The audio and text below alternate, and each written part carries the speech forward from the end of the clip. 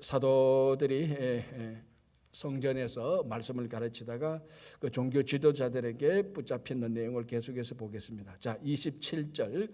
그들을 끌어다가 공회 앞에 세우니 대제사장이 물어 이르되, 자, 이미 그 앞에 베드로와 요한이 성전 미문에 앉았던 안전뱅이를 고치고 예수를 증거할 때, 그때 이제 바로 이 종교 지도자들, 특히 이제 사두개인들이 함께 포함되었죠.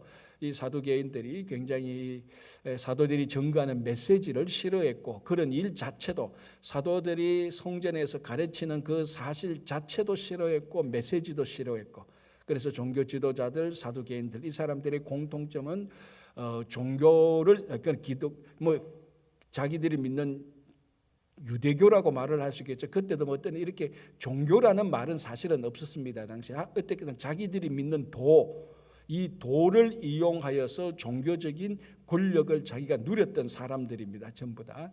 자, 이 사람들이 베드로와 요한에게 예수의 이름으로 증거하지 말라, 그리고 예수의 부활도 전하지 말라 했지만은, 이제는 사도들이 베드로, 요한뿐만 아니라 다른 사도들까지 합세하여서 그 복음을 전하고 많은 사람들에게 메시지를 전했습니다. 자, 그리고 이제 사람들이 공회 앞에 세웠죠. 종교 지도자들이 이 사람들을 데리고 와서 공회 앞에 세우고, 사실은 자기들이 해코지 하려고 했죠. 해코지 하려고 했지만은 백성들이 사도들의 말에 경청하고 그 가르침에 권세를 주고 그 사람들을 진짜 예수님의 제자라고 존경하고 따르니, 이 종교 지도자들이 사도들을 해코지하고 싶지만은, 해코지하면 백성들이 또 그 자기들에게 부정적인 입장과 부정적인 태도를 가질까, 그게 두려워서, 아니면 백성들이 돌로 칠까 두려워서, 오히려 종교 지도자들이 사도들을 두려워해서 이제 겨우 해봤자 공회 앞에 세우고 신문하는 것으로 이제 나타나고 있습니다. 그게 27절.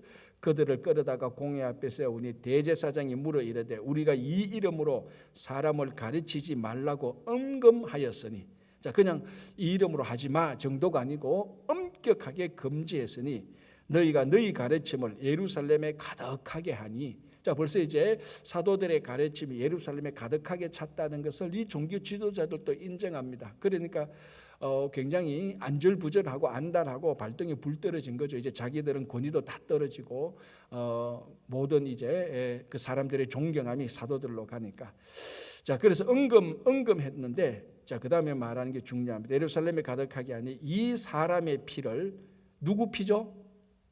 예수의 피죠. 십자가에 달려 돌아가시는 예수의 피를 우리에게로 돌리고자 함이로다.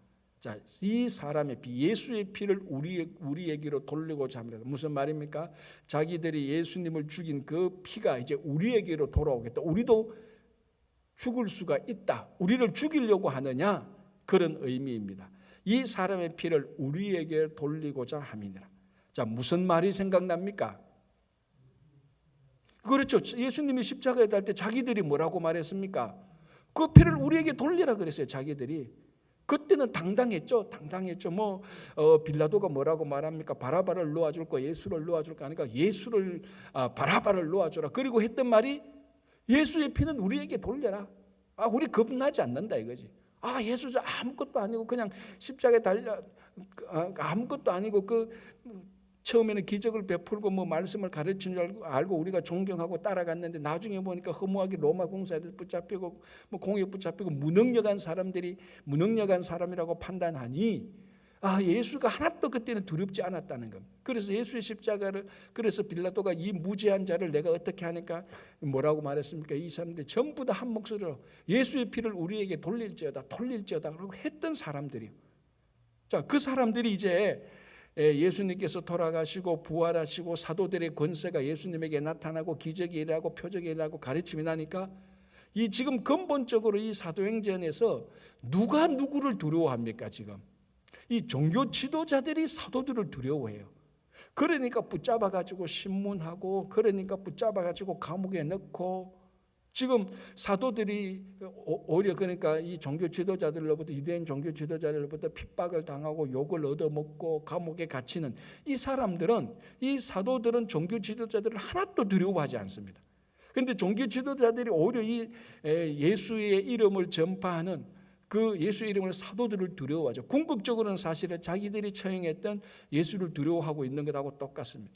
너희들이 이 사람 예수의 피를 우리에게 돌리고 우리에서 돌려서 보복하려고 하느냐? 그래서 우리를 죽이고자 하느냐? 지금 자기 입으로 그렇게 말할 수 있습니다. 이렇게 말할 수 있습니까? 우리말로 하면 뭡니까? 얼마나 창피스럽습니까? 이게 뭐 몇십 년 전 얘기도 아니라고 얼마 전 얘기잖아요. 뭐 한 1, 2년 됐나 모르겠어요. 아니 어떻게 보면은 바로 예수님 성천하시고 사도들이 바로 사역을 했으니까 1년도 안 됐죠.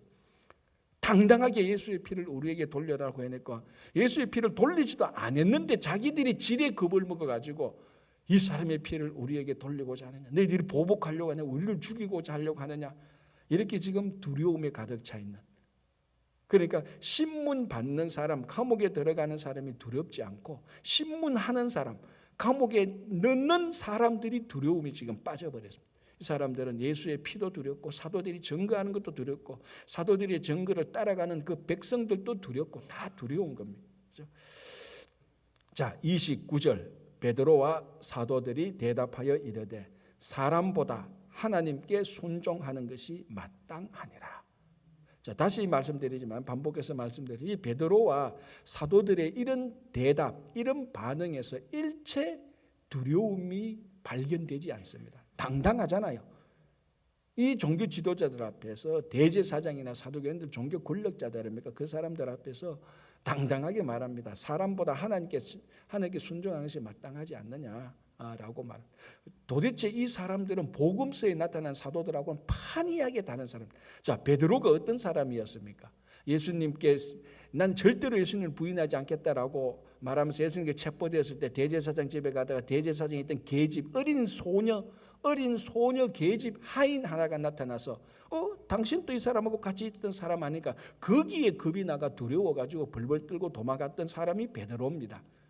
그러니까 대제사장의 종 하인, 계집 하인, 우리말 하면 10대 소녀 정도, 그 집안에서 진짜 온갖 허드렛 일을 하는 그 계집 아이 하나가 나와서 신문하니까 거기 두려워가지고 3번이나 부인하고 저주까지 했던 게 베드로인데, 이제는 계집 하인 하나가 아니고 종교 최고 권력자들이 막 신문해도 하나도 두렵지 않고 부인하지 않습니다.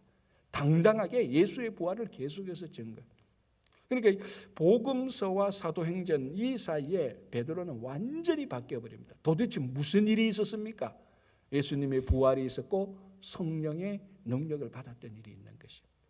그래서 사도행전에서 그 갈릴리의 어부들, 진짜로 이름 없이 아무것도 없던 갈릴리 진짜 그 촌뜨기, 그 촌지역에 살던 사람들이 성령의 능력을 받아서 최고 권력자들 앞에서도 일체 두려워하지 않는 당당한 그런 모습들을 봅니다. 자, 그래서 30절, 31절 아주 간단하게 예수님에 대해서입니다. 정말로 예수님이 누군지 아는 사람만 이렇게 요약할 수가 있습니다. 30절, 31절 너희가 나무에 달아 죽인 예수를 우리 조상의 하나님이 살리시고 이스라엘에게 회개함과 죄사함을 주시려고 그를 오른손으로 높이사 임금과 구주를 삼으셨느니라. 30초도 안 되죠. 제가 읽었는데 한 20초 정도, 요 20초 정도에 예수님을 간략하게 딱 정리해서 선포합니다. 이것은 IQ가 좋아서 그런 게 아니고 예수님이 누군지 알고 경험하고 고백하는 사람만 이렇게 선포할 수 있는 겁니다. 왜? 내가 예수님이 누군지 아니까, 내가 경험해봤으니까. 그래서 자기 것을 자기가 알고 있는 자기 경험한 예수를 그대로 증거하는 겁니다. 뭐 말을 잘 하려고, 내가 사람들한테 이런 말을 하면 사람들이 나를 존경받으려고, 그래서 좋은 말, 거룩한 말 하는 게 아니고 그대로. 자, 여러분 여기에 뭐 폼 나는 말이 있습니까? 뭐 생사화복을 주장하고 거룩하고 존귀한 이런 말 없잖아요. 딱 20초도 채 안 되면 딱 20초 자기가 고백하고 자기가 믿었던 자기가 경험했던 예수님을 딱 증거합니다. 이거는 100% 예수님을 알고 경험했던 사도들만이 증거할 수 있는 내용입니다. 자, 여기 또 핵심이 뭡니까? 예수님은 하나님께서 예수님께서 다시 살리셨다. 부활을 증거하는 겁니다. 그래서 32절 우리는 이 일의 정인이요. 자, 지금 계속해서 나온 겁니까? 계속해서 정인이란 말은 우리가 이 일에 대해서, 예수에 대해서, 예수님께서 하신 일에 대해서, 하나님께서 예수를 부활하신 일에 대한 정인이다. 자기 자신을 변명하거나 자기 자신을 옹호하거나 자기를 자랑하거나 그런 것 일체 없이 이 일에 대해서 정인이다. 자, 여러분 아시다시피 정인이라는 말과 순교한다는 말이 어근이 같다는 거 옛날에 많이 들었잖아요. 성경 공부하고 그 부흥의 강사님께서. 바로 그 상황이 지금 이 상황입니다. 여기서 예수를 증거한다는 정인으로서의 삶은 순교의 삶하고 같은 겁니다. 그래서 지금 얼마나 위태위태한 상황입니까? 실제로 이들은 감옥에 들어갔다 나온 사람들 아닙니까? 죽을 뻔했던 사람들입니다. 순교할 뻔했던, 일찌감치 순교할 뻔했던 사람들입니다. 그 계속해서 정인으로 살죠. 그래서 정인과 순교의 삶은 어근이 같습니다. 지금 사도들이 그 일을 하고 있는 겁니다. 이 사도행전에 나타난 이 사도들, 이게 오늘날 우리가 계속해서 개성하고 있는 교회와 성도들의 예수님께서 성천하시고 첫 번째 일어났던 일들에 대한 증거가 사도행전입니다. 그래서 이것이 오늘날 우리들에게 계속 이 행전의 일들이 일어나야 되는 거죠, 그죠? 자, 32절, 우리는 이 일의 정인이요 하나님이 자기에게 순종하는 사람들에게 주신 성령도 그러하니라. 우리도 정인이지만 성령도 증거하신다라는 겁니다. 성령께서 뭐를? 예수님께서 부활하셨다. 예수님께서 그리스도라는 것을 성령께서 증거하십니다. 자, 33절, 그들이 듣고 크게 노하사. 이런 일만 들으면 이제 알레르기 반응이 일어나는 거죠. 크게 듣고 노하여. 그러니까 지금 여러분 이게 얼마나 역설 가운데 일어나고 있는 일입니까? 이 사람들은 크게 듣고 노했던 사람들은 오랫동안 율법을 공부했고 구약을 공부했던 사람, 그 구약의 핵심 인물이 예수 그리스도고 구약에 이미 그 모세와 같은 자를 일으키겠고 그 많은 선지자들이 하나님 그 메시아가 오겠다고 했던 그 모든 것을 연구했던 사람들, 거기에 그걸 가르칠 수 있는 라이선스를 가지고 있는 사람들, 이 사람들이 예수를 증거하는 사람들을 죽이려고 한다니 이게 얼마나 모순입니까? 정말로는 이 사람들이 예수를 증거해야 되는 사람들이잖아요. 율법을 가르칠 수 있는 라이선스를 가진 사람들, 율법을 아는 사람들, 구약을 아는 사람들이 진짜로 이걸 가르쳐야 되는데 구약을 아는 사람들이 사도들을 죽이려고 했다니. 그러니까 늘 말씀드리지만 성경을 안다는 것은 도서관이나 연구실에서 오랫동안 머리 감싸고 똘똘똘똘을 외워서 성경을 아는 게 아닙니다. 성령께서 우리를 감동시켜 주실 때 성령으로 성경에 나타난 진리와 진실을 아는 겁니다. 자, 그렇다고 해서 성경 공부할 필요 없다 그런 말은 절대로 아닙니다. 목사님 나는 성경 공부하는 거 성령 받아서 예수님을 알래요. 그것도 교만한 것입니다. 그죠? 성경을 그리고 우리가 성경을 공부할 때 또 성령께서 역사하시는 겁니다. 그래서 우리가 말씀을 배우고 저는 그거 싫어요. 저는 사도들처럼 성령 받아가 저절로 알래요. 그런 무식한 소리는 하지 마시고 그런 사람한테는 성령이 임하지도 않습니다. 말씀을 배우고 익히고 겸손할 때 성령께서 역사하실 때 그 말씀의 진리를 알게 되는 겁니다. 자, 그들을 크게 듣고 노아의 사도들을 없이하고자 할 때 지금 이 분위기가 여러분 감 잡힙니까?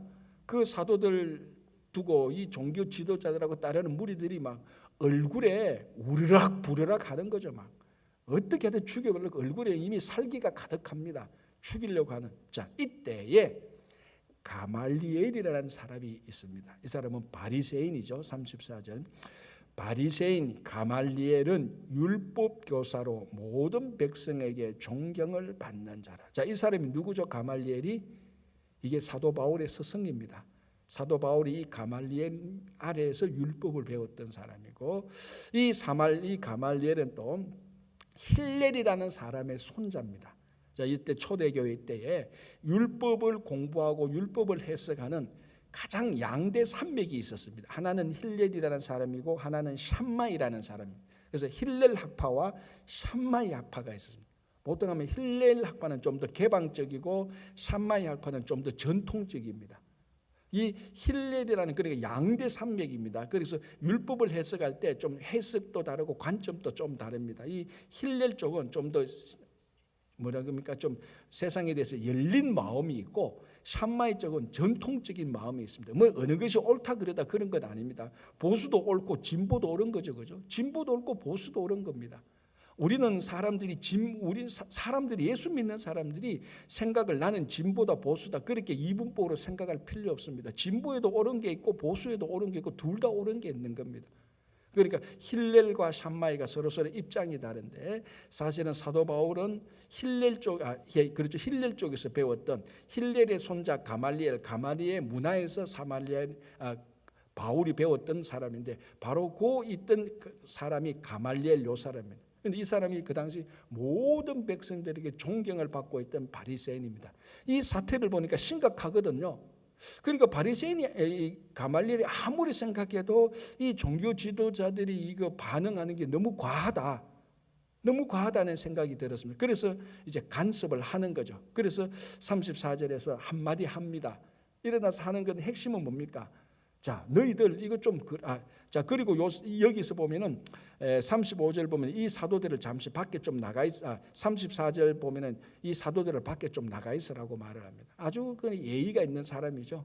그러니까 우리가 지금 당신들에 대해서 얘기를 해야 되니 당신들이 듣는 것을 좀 그럴 수 있다. 좀 밖에 좀 잠시 나가 있으라. 우리가 좀 어떻게 결론을 내리겠다. 자, 그리고 이제 이 가말리엘이 두 가지 핵심은 이겁니다. 당신들 왜 이렇게 이 사도들을 죽이려고 하느냐? 그냥 가만두어라.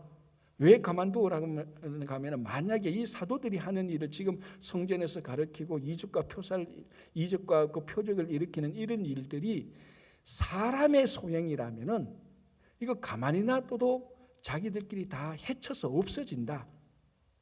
그런데 이것이 만약에 하나님의 일이라면은 너희들은 하나님의 일을 대적하는 것이고 두 번째는 대적한다고 해서 안 된다. 그게 핵심입니다. 그러면서 이것이 사람의 일이라면 너희들이 가만두어라. 자동적으로 자기들은 없어질 것이다. 그러면서 예를 든 게 뭡니까? 더다와 유다의 예를 들죠. 자, 최근에 있었던 일이 뭐냐? 더다라는 사람이 400명을 모아가지고 반란을 일으켰는데 그게 하나님의 일이 아니고 자기 사람의 소행이었으니까 저절로 없어지고 다 깨지고 사라졌지 않느냐. 이 사람의 일이라면은 굳이 너희들이 죽이려고 안 해도 저절로 없어진다. 갈릴리 유다도 그랬지 않느냐. 갈릴리 유다도 사람을 모아서 어떻게 좀 하고 인기 있고 뭐 좀 하려고 해봤는데 결국 그게 사람의 소행이니까 다 없어졌다. 만약에 이 사도들이 지금 하는 일이 그런 무브먼트와 같은 겁니다. 사람들이 막 따라가고 막 율법을 해석하고 예수님을 증거하니까 사람들이 막 따라가니까 이 더다와 유다 사이에 모였던 사람들 어떤 무브먼트가 막 일어나니까 이 종교 지도자들이 그걸 두려웠던 겁니다. 그러나 가말리엘은 말합니다. 야, 너희들이 지금 판단을 잘못하고 있다. 두려워할 이유가 전혀 없다. 이런 무브먼트가 좀 일어나지만 이게 사람의 무브먼트면 저절로 없어진다. 그런데 만약에 이게 하나님의 일이라면 너희들은 큰 실수를 하는 거다. 하나님을 대적하고 있지 않느냐.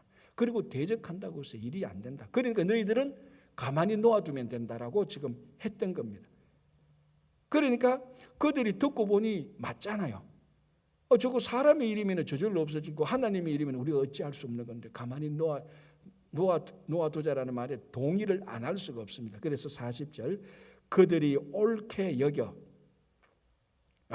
맞습니다. 자, 그리고 어떻게 하면 사도들을 불러 들려 채찍질하며 예수의 이름으로 만나는 것을 금하고 놓으니 이 사람들은 뭐 진짜 나쁜 사람들이에요. 옳게 여겼으면 어떻게 해야 돼요? 그냥 놓아줘야 되잖아요. 그래도 또 채찍질하고 또 너희가 앞으로 하지마 또 이렇게 엄격하게 금지 명령을 내립니다. 그러니까 머릿속으로는 동의를 했습니다. 존경받는 가말리엘이 말하는 거 듣고 보니까 말은 다 맞는데 머리로는 다 맞는데 뭐가 작동 안 합니까? 마음이 작동 안 해요. 그래도 미운 거예요. 그래서 또 책질하고 또 막 욕하고 너희 말 하면 죽은다 위협해서 놓아놓습니다. 이제 놓아주는 거죠. 41절 사도들은 그 이름을 위하여 능욕받는 일에 합당한 자로 여기심을 기뻐하면서 공회 앞을 떠나니라. 이때는 크게 하면 해야 돼요. 왜? 자, 이 사도들이 보십시오. 정말 능욕을 받아, 오늘 본문도 능욕받았다고 말합니다. 자, 우리가 보통 욕을 얻어먹었다는 말하고 능욕받았다는 말하고 우리가 어감이 다르잖아요. 능욕받았다는 말을 여러분 보통 우리도 야 오늘 참 욕받았다 내 참 그때 그 일로 해서 사람들은 참 욕 얻어먹었다 말하지 능욕받았다 말은 거의 안 씁니다. 능욕받았다 말은 언제 씁니까? 평생에 한두 번 내가 목숨을 내놓을 만큼 수치스러운 일을 당할 그런 케이스에 능욕당했다고 말합니다. 이 능욕을 당하면 이건 평생 못 잊는 마음의 상처입니다. 능욕당했다는.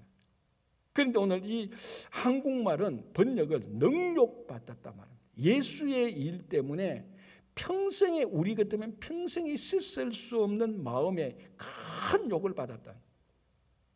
보통 우리 이래 욕을 당하면 어떤 결심을 합니까? 내 평생에 이걸 한번 갚아줄 것이다. 평생 이때부터 우리는 어떻게 됩니까? 한을 품게 됩니다. 능욕을 당한 자는 한을 품으리라. 그게 우리들의 심성입니다. 그래서 원한이 맺히는 겁니다. 능욕받으면 원한이 맺히는.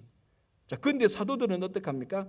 능욕을 받아서 이것을 합당한 자로 여기심을 기뻐하면서. 이게 여러분 진짜 성도의 모습 아닌가? 고난당하고 능욕을 당했는데 야 이제 우리가 진짜로 제자가 되는구나. 이제 진짜로 우리가 예수님이 가신 길을 가는구나라고 자기가 자기 자신을 컨펌하는 겁니다. 얼마나 기쁩니까? 이제 우리가 진짜로 우리가 생전에 예수님께서 늘 그 말씀하셨지. 너희가 나를 따르려면 자기 자신을 부인하고 너희 십자가를 지고 나를 따르라. 이제 우리가 그 일을 하고 있구나라고 말하면서 기뻐했다는 겁니다. 그런데 우리는 그런 일 당하면 한을 품죠. 기뻐하기는커녕 내가 왜 이런 일, 내가 왜 교회 다니면서 이런 일까지 당해야 돼? 사실은요, 교회 다니면서 이런 일까지 당하는 게 그게 사실은 맞아요. 그렇잖아요. 내가 왜 교회까지 와서 이런 일을 당해야 돼? 사실은요, 내가 교회까지 와서 이런 일을 당하는 게 십자가를 지고 능욕을 받고 기뻐하는 제자들의 모습이에요, 그게. 근데 우리는 그걸 그까지 가본 적이 없으니까 이 말을 이해하지 못하게 된 능욕받는 것을 기뻐했다. 이게 진짜로 성령 받은 사도들의 모습입니다. 자, 그리고 어떡합니까?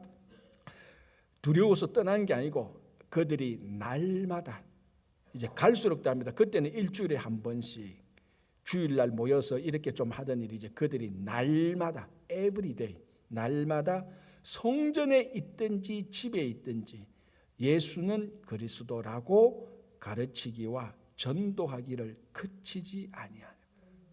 그러니까 욕을 당하면 당할수록 기뻐하고 욕을 당하면 당할수록 능력이 더 생기는 겁니다.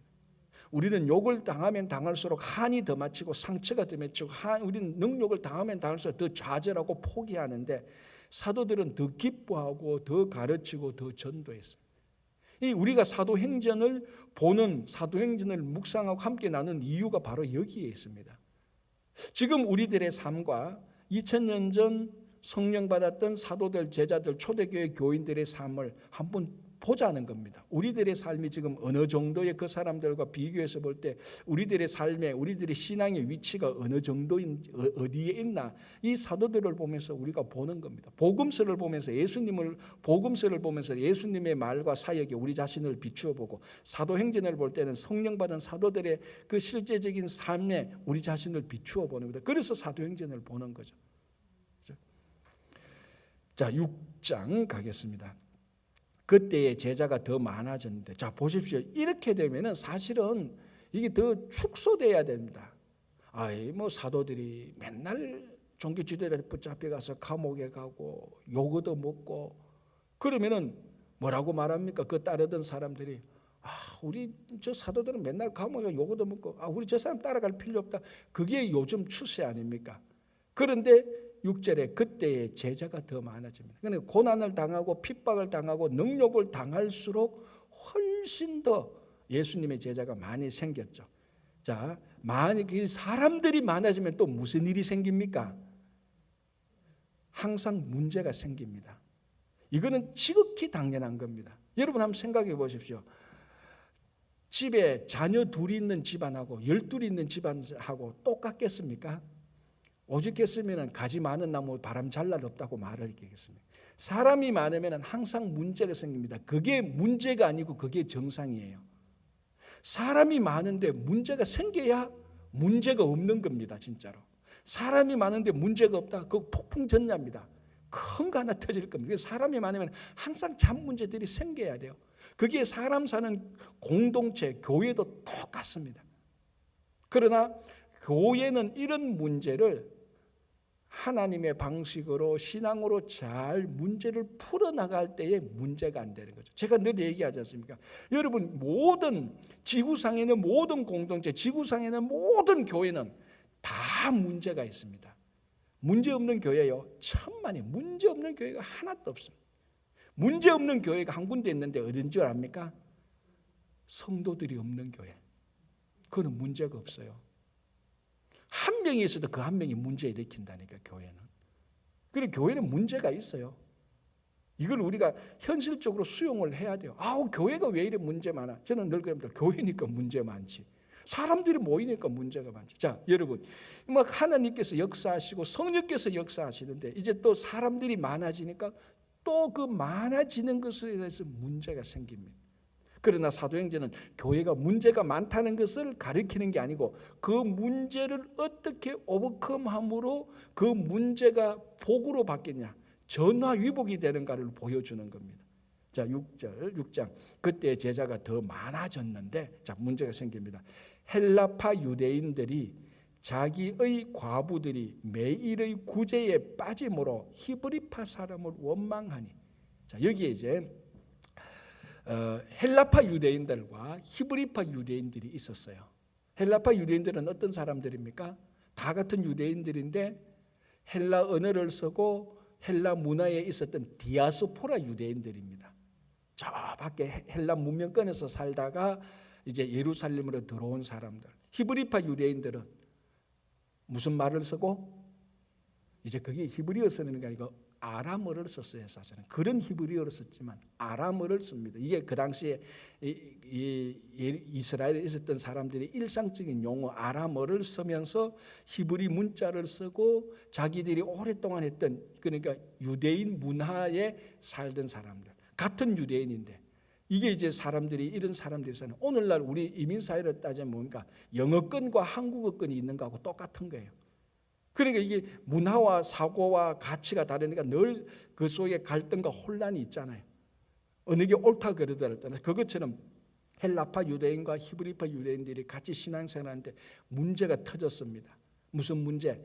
구제하는데 구제 명단을 보니까 헬라파 유대인들의 과부의 이름이 거의 다 빠지고 히브리파 유대인들의 과부 이름만 나오는 거야. 그러니까 헬라파 유대인들이 이거 우리가 한 번, 두 번 참았지 이렇게 해서는 안 된다. 진짜 이제 이렇게 하는 말이 뭡니까? 교회가 이래가 되느냐? 이제 문제가 생기는 겁니다. 그래서 히브리파 사람을 원망하는 겁니다. 자기들끼리 다 해먹는다. 히브리파 사람들의 과부만 계속 구제하고 우리 헬라파 유대인들은 계속 빠진다. 이거 뭐 어떤 인종적인 문제가 있는 거 아니야? 히브리파 너희들 왜 이러냐? 이제 문제가 생깁니다. 지극히 생길 수 있는 문제지요, 그죠? 지극히 생길 수 있는 문제입니다. 자, 그러니 이 소물들이 12사도가 이 사람들을 다 불러서 이 일을 우리가 이제 해결해야 되는데 우리가 깊이 생각해 보니까 이것을 지금 요거는 요렇게 하라, 요건 요렇게 하라, 그걸 딱 지적해서 고치는 것은 어렵지 않다. 그는 근본 문제를 보자. 근본 문제가 이렇게 사람들이 많아지니까 이 사도들이 그 사람들을 어떻게 이렇게 하려고 하다 보니까 우리가 말씀과 기도가 부족했다. 자, 이제 우리가 우리말로 하면은 좀 우리 사도들은 말씀과 기도에 집중하니 이런 행정적인 일들을 우리가 할 수 있는 사람들을 선출하자. 이제 이러면서 저절로 교회의 직분들이 생기는 단계가 나타나는 겁니다.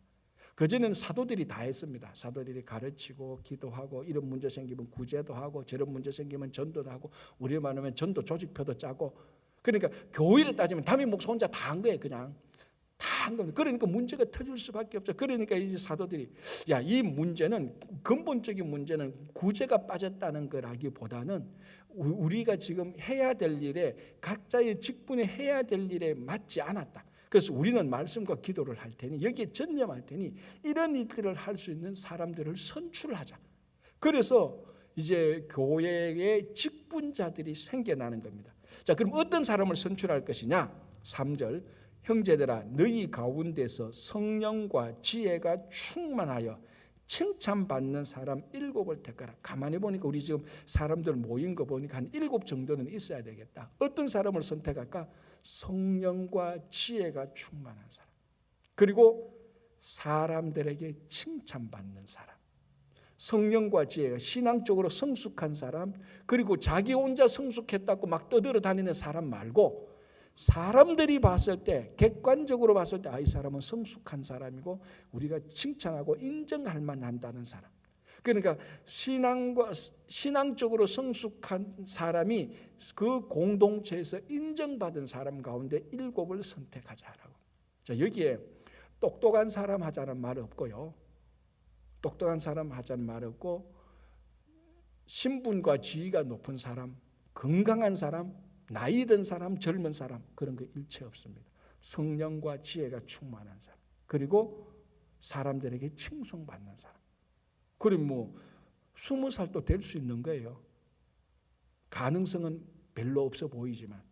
그러니까 정말로 신앙적인 기준으로 딱 해서 공동체적인 기준으로 해서 사람을 선택하는데 7명이 나오죠. 자, 그러면서 4절, 우리는 오로지 기도하는 일과 말씀 사이에 힘쓰겠다. 그런 사람들이 선출되면, 자, 그래서 5절에 온 무리가 이 말을 기뻐하여 믿음과 성령이 충만한 사람 스데반과 빌립과 버로고로와 니가노로와 디몬과 바메나와 안디옥 사람 니골라를 택하여 세웠습니다. 이 7사람, 이 7사람의 특징이 뭐겠습니까? 예, 성령과 지혜가 충만한 사람이고 칭찬받는 사람이죠. 또 하나, 이 이름을 보면서 뭘 보는가 하면 전부 다 헬라파 유대인들이에요. 이름이. 이 전부 다 히브리식 이름이 아니에요. 다 헬라파 유대인들. 헬라파 유대인들의 과부가 구제에 빠진데 어떻게 하든 객관적으로 하는 게 다 헬라파 유대인들이에요. 그러니까 이게 뭘 알 수 있는가 하면 헬라파 유대인들이 예루살렘에 많이 모였다는 거예요. 헬라파 유대인들이 많이 예수를 믿고 그 공동체에 들어왔다는 거예요. 자, 이 중에 눈에 확 뜨이는 인물이 있죠. 스데반. 또 누굽니까? 빌립. 그죠? 요 스데반과 빌립은 이제 사도행전에서 바로 이 두 사람의 사역이 바로 나타나기 시작합니다. 그래서 7사람을 세웁니다. 자, 이게 전화위복이 됐잖아요. 이 위대한 7사람이 나타납니다. 그래서 이 사람들로 인해서 복음이 확 전파됩니다. 7사람을 왜 세웁니까? 교회에 문제가 생겼기 때문에 세웠잖아요. 그래서 교회의 문제는 그 교회의 문제를 잘 다루면은 교회를 부흥케 하는 요소가 됩니다. 그런데 교회의 문제를 잘못 다루면 교회를 망하게 하는 거죠. 그래서 교회의 문제 자체를 그 성도들이 그 교회가 성숙한 교회면은 그 문제가 축복의 전주곡이 되는 겁니다. 그런데 성숙하지 못한 교회는 문제가 파멸의 전주곡이 되는 거죠. 그래서 여러분들 제가 이런 얘기는 몇 번 했습니다. 우리 교회가 모든 교회가 사소한 문제들이 있습니다. 그거 가지고 막 으르렁 화낼 필요 없어요. 하나님께서 또 요 일로 인하여서 또 우리에게 주신 또 큰 더 좋은 한 발자국 더 부흥하고 성숙하게 하는 일이 있구나. 그렇게 보면서 어떻게 이 일을 우리가 잘 다루면, 어떻게 우리가 말씀과 기도 속에서 이 일을 은혜롭게 잘 다룰까, 그걸 고민해야 되지. 왜 이런 일이 생겼어요? 막 이렇게 하는 순간부터 망하게 가는 길로 가고, 이런 일이 생겼구나. 하나님께서 또 이 일을 통하여서 우리 교회가 또 우리가 더 성숙해 할 수 있구나 라고 생각을 하면 이 일로 인해서 더 성숙해지는 거예요. 자, 아나니아 삽비라도 그 문제 아니었어요? 똑같은 일이 지금 반복됩니다. 교회에 계속해서 문제가 생기고 있어요. 지금 사도행전을 교회의 문제를 보여줍니다. 그러니까 문제의 마지막 결론은 어떻습니까? 항상 좋게 끝나죠. 이걸 우리가 내일 한 번 더 구체적으로 살펴보고 오늘은 여기까지만 보도록 하겠습니다. 여러분 개인적인 문제도 똑같습니다. 이 문제가 우리를 파멸시키는 게 아니고 여러분들을 살리고 더 좋은 일로 전환되고 변화되기를 바랍니다. 기도하겠습니다. 하나님 아버지 감사합니다. 오늘 하루를 시작하면서 2000년 전 성령께서 역사하셔서 사도들이 사역했던 일을 우리가 함께 나누게 됩니다. 주님, 우리 교회와 우리 가정과 일터와 내 개인의 문제가 있습니까? 두려워하고 염려하기 전에 이 일로 인하여서 하나님께서 또 역사하시고 이루시는 더 좋은 일로 전환될 것을 믿습니다. 주님, 우리 가운데 몸이 연약한 이창근 집사님과 여러 환우들이 있습니다. 하나님께서 함께하여 주시고 그들을 고쳐 주시옵소서. 이제 우리 자녀들 백투스쿨 합니다. 잘 준비하여서 한 학년 올라가는데 믿음과 건강과 지혜가 더 많이 성숙하게 하여 주시고, 또 아버지 하나님, 우리 어르신들 노년에 행복하고 건강한 삶을 살면서 주님 잘 섬길 수 있도록 도와주시옵소서. 주님, 9월에 있을 우리 부흥회와 바자회에 함께해 주시고 바자회 준비하는 모든 손길들마다 복되게 하여 주시고, 이번 또 부흥회를 통하여서 우리 각자 개인과 가정과 일터와 교회가 많이 부흥케 하여 도와주시옵소서. 주님, 우크라이나 사태가 속히 끝날 것을 다시 한번 간절히 기도하오며 예수님 이름으로 기도합니다. 아멘.